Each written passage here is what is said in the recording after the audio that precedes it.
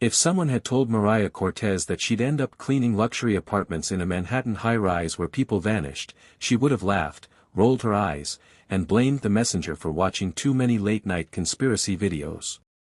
But bills were bills, rent was rent, and New York didn't care who you were or how fast you ran, it always caught up with you. That was what she told herself as she stood at the base of the skyline, the 47-story tower gleaming like a polished coffin in the morning sun. "Creepy," she muttered. The doorman heard her. He leaned in. "It only gets worse." Then he winked, a weird, slow wink, as if every eyelid muscle had to be persuaded to cooperate. Mariah blinked. Okay. Great pep talk." She stepped inside. The lobby looked like a billionaire's waiting room for the afterlife, black marble floors, towering glass windows, chandeliers shaped like teardrops. Elegant, yes. But cold. Too cold. The kind of cold that didn't just come from air conditioning. Behind the front desk sat a woman with a smile so stretched it looked artificially installed. "You must be Mariah," the woman said. "I'm Ms. Loon, building manager. Welcome to the skyline." Her voice was soft, silky, like someone offering a blanket right before suffocating you with it. Mariah forced a smile. "Thank you. Happy to be here." Lie. But New York jobs didn't exactly grow on trees, and this one came with steady pay and health insurance, not the kind of thing you said no to unless you were allergic to survival. Ms. Loon slid a keycard across the counter. "Your duties are simple: clean the common areas, avoid floors 23 through 26, do not speak to residents after midnight, and if you hear knocking from inside an empty apartment, keep moving." She said it the same way someone would casually mention, "Oh, and don't leave food on the counter. We get ants." Mariah stared. "Wait, what was that middle part?" Good. You're observant. You'll fit in wonderfully." Ms. Loon clapped her hands. "Let's begin the tour." Mariah followed, her sneakers echoing through the corridor. Everything looked normal, too normal. Perfect symmetry. Every painting aligned. Every plant placed at a mathematically suspicious angle. Not a single fallen leaf. Not a bit of dust. "Is the building always this clean?" Mariah asked. "Of course. We take pride in maintaining a pristine environment." Ms. Loon's shoes clicked sharply, like a metronome programmed by someone with anxiety issues. As they walked, Mariah noticed tiny things: a faraway door closing with no footsteps leading to it, the soft hum of something mechanical behind the walls, and the faintest smell of iron. Ms. Loon stopped at the elevators. "These go all the way to the rooftop lounge. You won't need to go up there." "Why not?" "The residents don't like onlookers." "Onlookers to what?" Another slow smile. "You ask many questions." "Sorry. Occupational curiosity. It's unnecessary here." The elevator dinged. They stepped in. The doors slid shut with a hiss, as if sealing them inside a metal throat. Floors lit up one by one, 4, 5, 6. Around floor 11, a voice crackled through the elevator speaker. "Help." Mariah jolted. "Did you hear that?" Ms. Loon didn't flinch. "Yes. Ignore it. They always do that during adjustment cycles." "Who's they?" "Maintenance." Mariah wasn't convinced. Maintenance workers usually didn't sound like they were being dragged through drywall.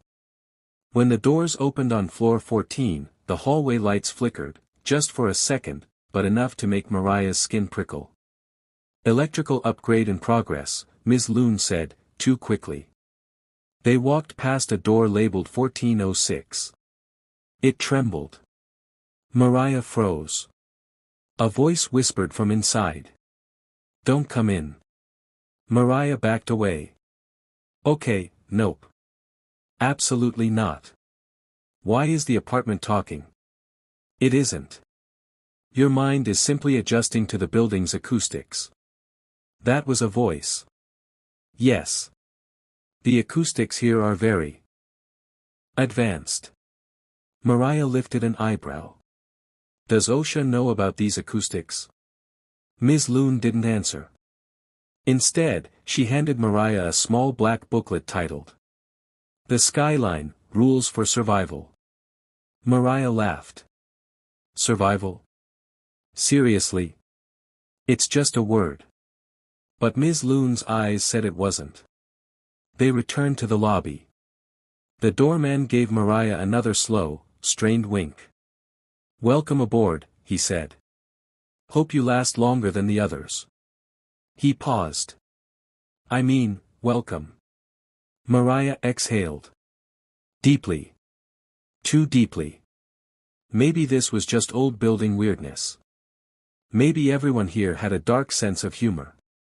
Maybe she was overreacting because she'd only slept 4 hours and had consumed nothing but iced coffee and self-doubt.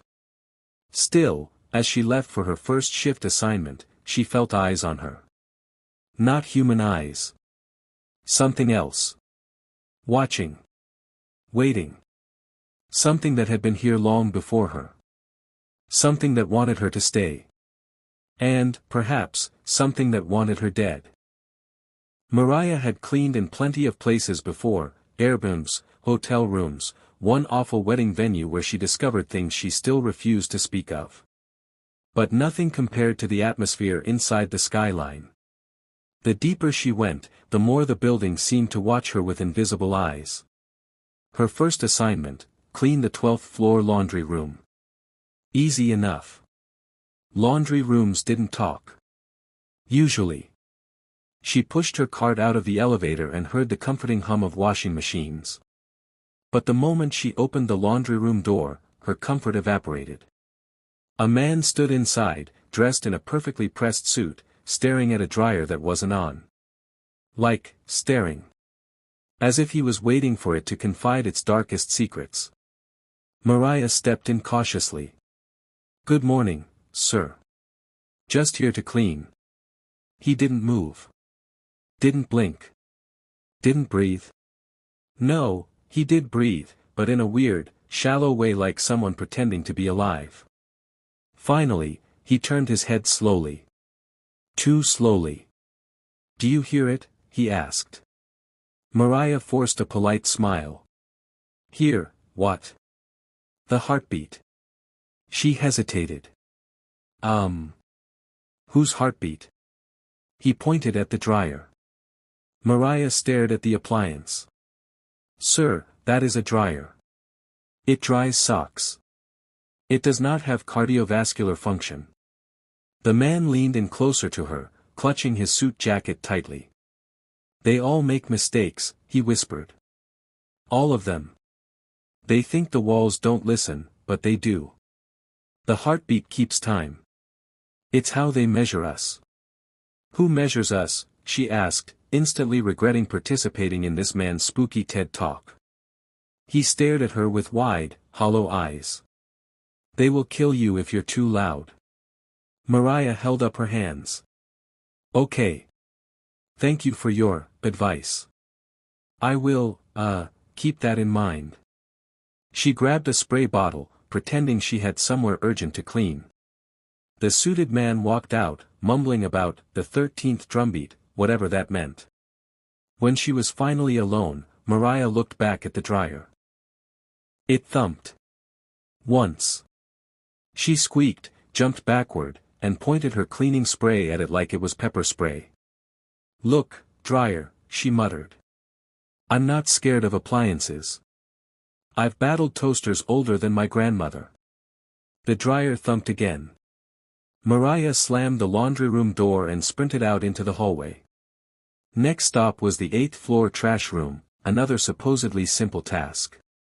She pushed her cart toward the door when a woman emerged from apartment 803, wearing a robe, slippers, and the expression of someone perpetually judging the universe. Oh, the woman said, eyeing Mariah from head to toe. You're new. Yes, ma'am, Mariah said politely.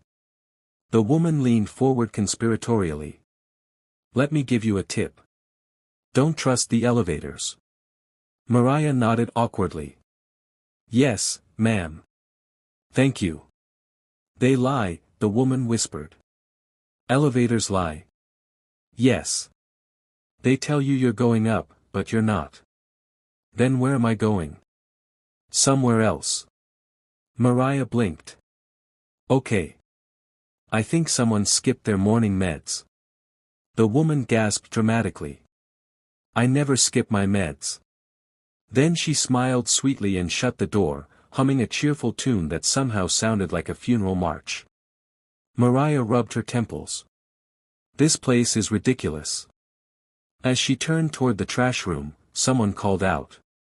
You dropped this. She looked back. The robe lady held out a sock. A single sock. Mariah frowned. That's not mine. The woman nodded knowingly, whispering, it always starts with a single sock. Mariah fled. She didn't have the emotional stability to unpack whatever cryptic sock prophecy that woman was hinting at. Her last morning task was vacuuming the hallway carpets on floor 10. Easy. Simple. Safe. She plugged in the vacuum, pressed the power button. And it screamed. A long, shrill, human scream. Mariah yelped and dropped it. The vacuum shut itself off. She stepped backward. Nope. No, no, no. I'm not doing paranormal Hoover therapy today. She picked up the vacuum cautiously. It felt warm. Too warm. Stupid haunted building, she muttered as she yanked the plug. She decided she was taking a break. A long break. Pretend nothing is wrong so I don't get fired on day one, break. She went down to the lobby for water. The doorman looked up. You've lasted 2 hours, he said approvingly. That's longer than the last one. The last, what? Housekeeper. Mariah stiffened. What happened to the last one? He shrugged. No idea. She just disappeared. Poof. He mimed a little explosion with his fingers. For comedic effect. It did not help. Mariah's water bottle shook in her hand. Is this building cursed, or are you all just insane? The doorman smiled warmly. Yes. Mariah stared at him. Yes to, which? Yes. She groaned. I hate it here. Behind her, the elevator dinged softly. She turned. The doors slid open. No one was inside. But the elevator whispered. Come back upstairs, Mariah. Her name. Her actual name. Her blood froze. And she realized, with horrifying clarity. The residents weren't the only ones watching her. The entire building was. Mariah didn't want to get back in the elevator. She didn't want to go upstairs. She didn't even want to inhale the lobby air, because somehow even the air felt suspicious, too clean, like a place cleaned by someone with a vendetta against dust and sanity. But bills existed, and rent existed, and New York didn't give refunds for, my workplace is haunted. So after 10 minutes of pacing circles and arguing with herself like a woman possessed by anxiety and caffeine, she finally pressed the elevator button. The button whispered again. Up we go. She snatched her finger back. Okay, no. I'm walking. She headed for the stairwell. The doorman called out, stairs aren't safer. Thank you for that absolutely unhelpful warning, she shouted back. She shoved open the stairwell door. The heavy steel slammed behind her with a metallic echo. The stairwell smelled like lemon cleaner, concrete, and the faintest trace of fear, from whom, she didn't want to think about. Mariah started climbing toward the 15th floor, where her next cleaning assignment waited. The stairwell lights buzzed overhead like dying fireflies. Halfway up, she noticed something scratched into the wall. At first, she thought it was graffiti. Then she realized it was names. All written in shaky, uneven letters. Nina Lopez, housekeeper. Jody Grant, housekeeper. A. Holmes, housekeeper. Sasha P. Missing 3 months. Missing 7 weeks. Missing 11 days. The last line was written differently, as if scratched with desperate force. I hear them in the walls. Mariah froze. Oh, absolutely not, she whispered. Nope. Nope with a side of nope. She backed away from the wall, only to hear a faint tapping sound behind her. Tap. Tap. Tap. Like fingers tapping inside the concrete. Mariah squeezed her eyes shut. This isn't real. I'm just tired. It's caffeine withdrawal. It's my imagination, because I haven't slept, and I once watched a documentary about haunted stairwells, and tap. Tap. Tap. This one was louder. Closer. Mariah ran the rest of the way to the 15th floor. She burst through the stairwell door, and slammed straight into someone. A short, elderly man wearing plaid pajamas and house slippers. He looked up, startled. Then relieved. Oh good, he said. You're alive. Mariah blinked. I try to be. He pulled her aside. Listen. A word of advice from a long-time resident to a newcomer: don't go near the vents on odd-numbered floors. They whisper back. Everything in this building whispers, Mariah said miserably. Well, yes. But the vents are the worst. He shuddered dramatically. One time, I swear something in there insulted my cooking. Did it insult your cooking before or after you heard voices? Oh, after. My lasagna was excellent. He patted her shoulder sympathetically. Just keep your head down. Clean what they tell you. And don't let the building know you're scared. Why not? Because it enjoys it. Then he disappeared into his apartment, locking 6 separate locks. Mariah sighed. Okay. Great. Cool. Amazing. This building is emotionally manipulative. She wheeled her equipment cart toward apartment 1502, the last place on her list before her lunch break. The air felt heavier. The hallway lights flickered. Something about the carpet pattern even looked wrong. Like it shifted when she wasn't looking. Mariah shook the thought off and knocked on 1502. No answer. She swiped her keycard and stepped inside. The apartment was spotless. Sterile. Silent. But not the comfortable kind of silent, the "you are not alone" kind. Mariah set down her cleaning supplies. Hello, she called out. Housekeeping. Silence.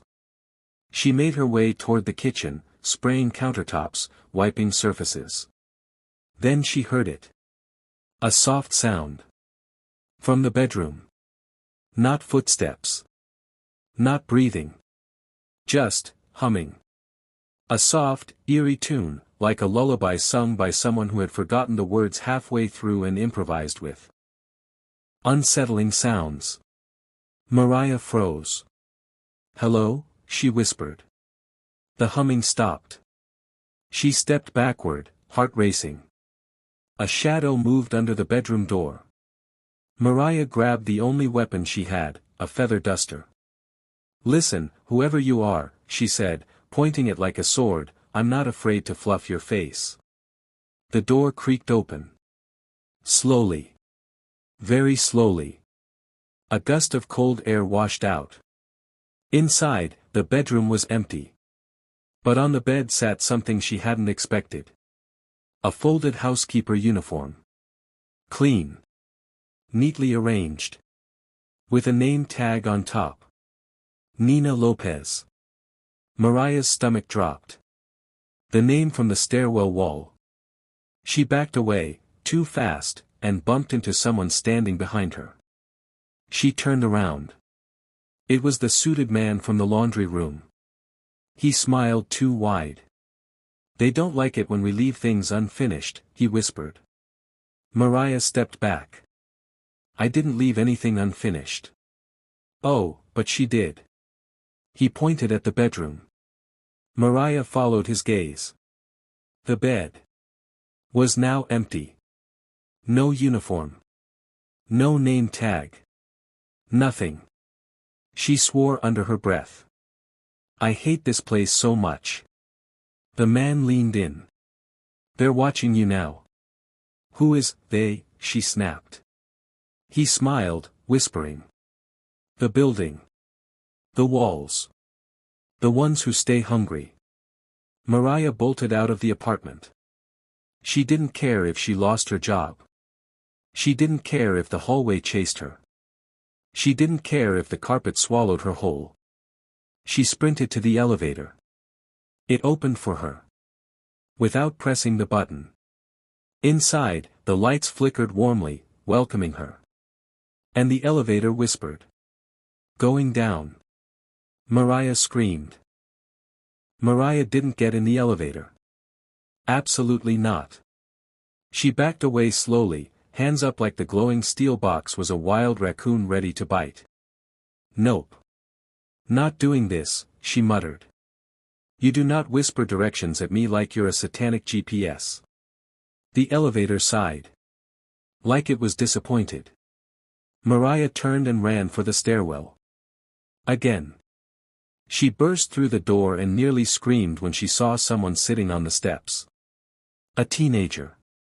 Long hair covering half her face, hoodie too big, legs stretched across the stairs like she owned them. Excuse me? Mariah said. I need to get through. The teenager didn't move. Didn't blink. Just stared at the opposite wall. Mariah tried again. Hey, are you okay? Slowly, the girl turned her head toward her. Her voice came out flat, monotone, emotionless. You shouldn't run in the stairwell. Mariah blinked. What? It attracts attention. Whose attention? The girl tilted her head. Theirs. Theirs who? The girl raised her finger and pointed at the wall. At the scratches. Right at Nina Lopez. Mariah's heart dropped into her shoes. Okay, cool. Great talk. I'm gonna, just, step around you. She tried to pass, but the girl blocked her path with her foot. Still not looking directly at her. Don't go down, the girl whispered. Then I'll go up, Mariah said quickly. Don't go up. Mariah froze. What am I supposed to do then? Hover. The girl slowly stood. Too slowly, like bones were creaking inside her. Just never go to floor 23. Mariah frowned. Why not? The girl leaned closer and whispered so quietly Mariah almost didn't hear it. That's where they keep the hungry ones. Then she stepped aside, letting Mariah pass. Mariah practically sprinted down the stairs, every hair on her arm standing at full salute. She didn't stop until she reached the lobby again. She burst through the stairwell door panting like she'd just escaped a marathon run from a possessed vacuum. Cleaner. The doorman looked up. You went in the stairwell again. Bold. You could have warned me the stairwell has ghost graffiti and demonic teenagers. He shrugged. They're mostly harmless. Mostly. He ignored her and continued reading his newspaper. Mariah collapsed into one of the plush lobby chairs, chest heaving. She needed a moment. A break. A therapy appointment. A refund from whoever sold her this job.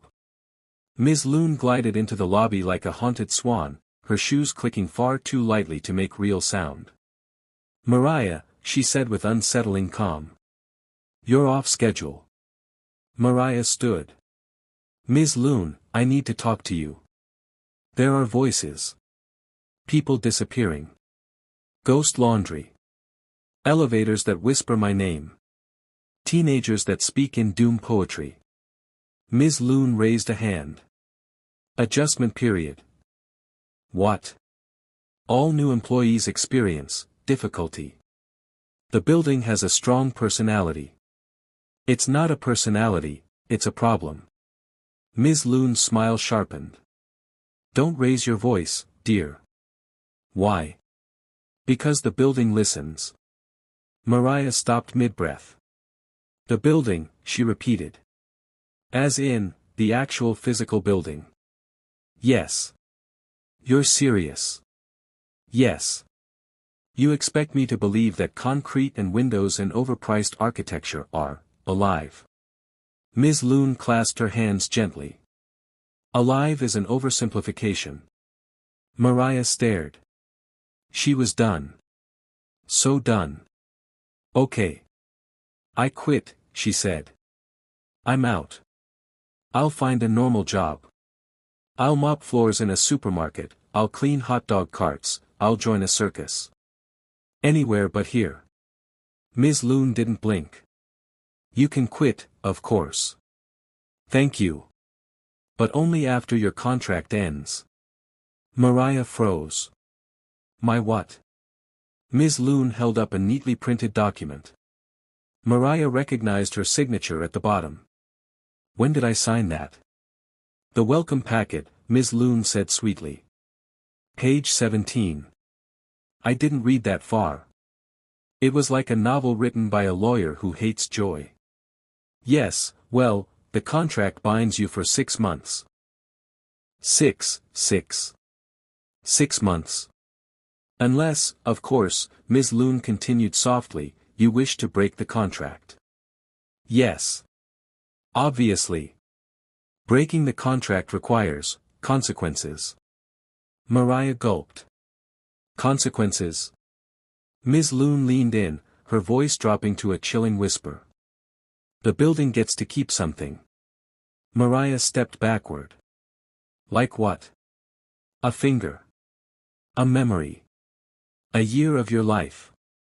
Nothing dramatic. Nothing dramatic. Ms. Loon shrugged delicately. It's quite reasonable, considering what the building provides in return. What does it provide? Nightmares?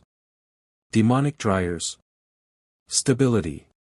Mariah paced frantically, trying to figure a way out. She looked toward the exit doors. Bright daylight. Safety. Freedom. She sprinted toward them. And slammed into an invisible wall of force. Hard. She fell back onto the floor. The doors didn't open. She tried again. Nothing. The doorman peeked over the top of his newspaper. Oh yeah. Sorry. Should have told you. Once you're hired, you can't leave until the building says so. Mariah lay on the marble floor staring at the ceiling. This is fine, she muttered. This is totally fine. I'm in a haunted prison with a personality disorder. Love that for me. Then, from the ceiling vent above her, a soft whisper drifted down. Mariah. Her whole body went cold. Come to floor 23. Mariah scrambled away from the vent and shouted. Why does everyone keep telling me that? The vent hissed. And whispered. Because they're waiting to meet you. Mariah didn't want to go to floor 23. That should have been obvious. She didn't want to go anywhere within 3 miles of this building, but the elevator had whispered her name, the vents were gossiping about her like middle schoolers, and the stairwell had teenagers giving her prophecies like discount oracles. So when the building itself invited her to meet them, she did what any sane person would do. She cried a little. Then she pretended she wasn't crying. Then she considered faking her own death. But faking her death would require leaving the building, and the building currently had an emotional chokehold on her freedom. So instead, she stood in the lobby, looking at the elevator like a woman staring down the mouth of a steel demon. The doorman didn't even bother looking up this time. You're going to give yourself wrinkles, you know. Wrinkles are the least of my concerns right now, Mariah snapped. Ms. Loon passed by carrying a stack of mail. Heading to your next assignment. Mariah glared. Where is my next assignment? Ms. Loon smiled gently. Floor 23. Mariah froze. You're kidding. No. There is no floor 23. There is, Ms. Loon said, unfazed. It just doesn't appear unless it wants to. Mariah's voice became a whisper. Why does it want me? Because it chose you. That's supposed to make me feel better. Ms. Loon shrugged. It's an honor. Mariah turned to the doorman. Am I hallucinating? He folded his newspaper. Oh, probably. But everything she said is still true. Mariah rubbed her temples. This place is going to kill me. The doorman gave an encouraging thumbs up. Only if you're unlucky. Mariah stared at him. You are terrible at comfort. He winked. Eventually, after a long internal argument and several pep talks to herself, Mariah walked toward the elevator again. It opened for her with an eager ding. Okay, she whispered, stepping inside. If you kill me, I'm haunting this building. I'm serious. I will be the pettiest ghost alive. The elevator hummed in amusement. The panel lit up. Floors 1 through 22. No floor 23. Mariah crossed her arms. I'm not pressing anything. If you want me to go, you press it. The elevator did. A button she'd never seen before flickered into existence, dim gray, like it was shy about being there. 23. Mariah backed into the corner. Oh God. The elevator moved. Silently. Too silently. It didn't jerk. Didn't vibrate. Didn't behave like an elevator at all. It felt more like falling upwards in a dream. When it stopped, the doors slid open. Mariah stepped out cautiously. The hallway was different. Not in the, oh look, new wallpaper, way. Different in the, this is a different dimension wearing a hallway costume, way. The ceiling was too high. The lights too dim. The walls too close. Everything was quiet, dead quiet. No machines humming, no residents whispering, no vents judging her. Just silence. Mariah whispered, okay, let's get this over with so I can go home and cry. She walked forward, each step echoing strangely, like her footsteps weren't echoing in front of her but behind her. She turned quickly. Nothing. She kept walking. The hallway stretched unnaturally far. She glanced back at the elevator. It was already gone. Replaced by another stretch of hallway. Oh, cool. Amazing. You're shape-shifting. Love that for us. Then she saw it. A door at the end of the hall. Apartment 2300. Mariah frowned. The other floors only go up to 25, so that's concerning. She approached the door slowly. Something was glowing underneath it, like dim red light leaking through the cracks. She knocked. The door opened itself. Mariah took a hesitant step inside. The apartment was massive, far too big for a high-rise. The ceiling soared. The windows showed nothing but blackness, as if the outside world didn't exist here. In the middle of the room stood a dining table. 7 chairs. 6 occupied. By silhouettes. Tall. Thin. Motionless. They weren't people. Not exactly. Their shapes flickered like candle flames, stretching and twisting. Mariah couldn't see faces, only hollow outlines. One chair remained empty. Facing her. Mariah whispered, no. No, no, no. I'm not sitting in your creepy Tim Burton family dinner. The silhouettes turned toward her in unison. No faces. Just attention. Mariah stumbled backward. I don't do cult dinners. I don't do flesh shadows. I don't do. The room darkened. The silhouettes leaned forward, stretching unnaturally, arms elongating, hands reaching. A chorus of whispers layered over each other. See it. Nope. Mariah squealed, sprinting toward the door. But the door slammed shut before she reached it. The seventh chair slid toward her. Slowly. Menacingly. Like a haunted Roomba. Stop moving, she screamed. Stop. The chair bumped gently against her legs. The silhouettes whispered again. Sit. Sit. Sit. Mariah's heart hammered. She grabbed the nearest weapon, a decorative vase. Back off, she shouted, holding it over her head. I swear I will smash all of you. Don't think I won't. The silhouettes paused. Then. They laughed. A soft, echoing, horrible laugh. The floor beneath her vibrated. The chair behind her pulled itself closer. Mariah screamed. And something whispered in her ear. You were chosen to serve us. The shadows lunged. Mariah threw the vase and bolted. She didn't know how she reached the hallway, or how she found the elevator, or how she slammed the door button, but she did. The doors closed just as the silhouette's hands slid across the floor toward her like hungry shadows. The elevator launched upward violently. Mariah collapsed to her knees. Shaking. Crying. Terrified. And the elevator murmured softly. You met them. They like you.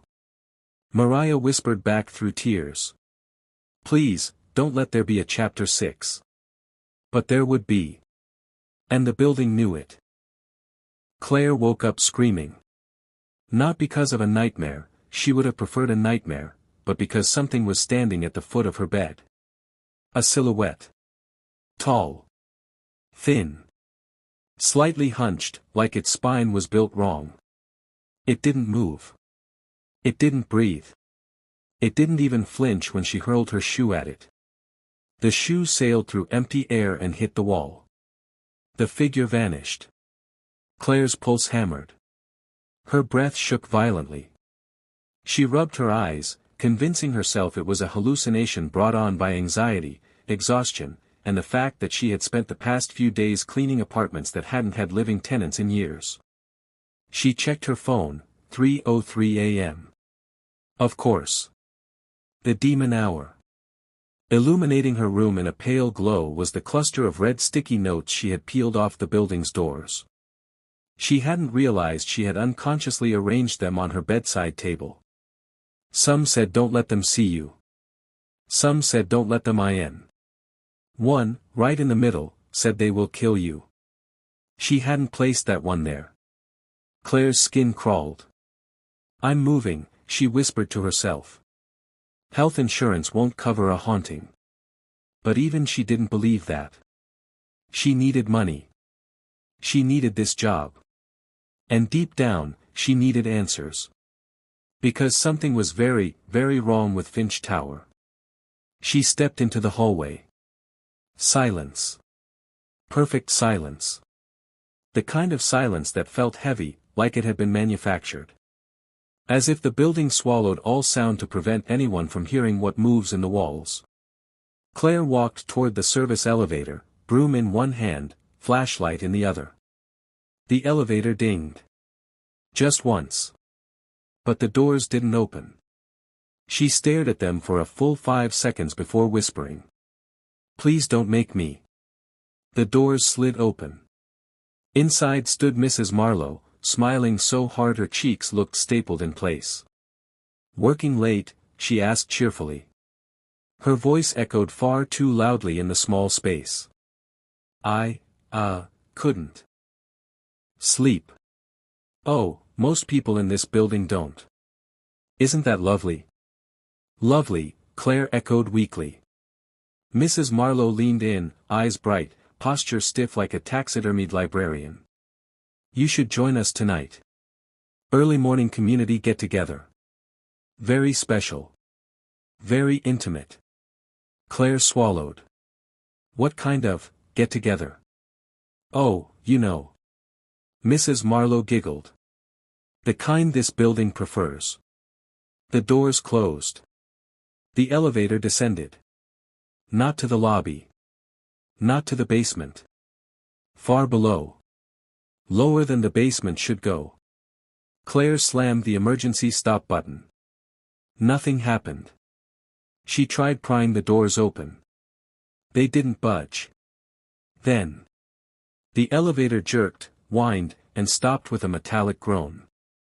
The lights flickered. Buzzed. Went out. Pitch black. The kind of dark that has weight. The kind of dark that feels like it's pressing its forehead against yours. A whisper slithered through the darkness. Claire. Her heart stopped. She froze, breath trapped in her throat. Then. Bang. Bang. Bang. Something slammed into the elevator from the outside. Scratching down the metal, slow and deliberate. Like claws dragging across a coffin lid. Claire fumbled for her phone, switched on the flashlight, and aimed it at the elevator doors. A face stared back through the seam between the doors. Swollen eyes. Cracked lips. Skin pale and damp like soggy paper. It was the man from the missing poster. Except he wasn't missing. He was here. And he was mouthing something silently. They will kill you. Claire screamed. Not politely. Not cutely. A full, guttural, primal scream that could have summoned the police if Finch Tower hadn't muffled sound like a vacuum-sealed tomb. The elevator suddenly jolted upward, rising so fast Claire slammed into the wall. Lights flickered back on. When the doors finally opened on the 12th floor, Claire fell out, shaking violently. Mrs. Marlowe stood there calmly, hands folded. You're late, she said, smiling warmly. For what? Claire gasped. The ritual, dear, Mrs. Marlowe said sweetly. The building has chosen you. Claire backed away. I have to go. No, you don't. Mrs. Marlowe tilted her head. Because once the building chooses someone, it doesn't let them leave. Behind her, doors began to open. Tenants began stepping out, one by one. Smiling. Wide-eyed. Unblinking. And all of them whispered.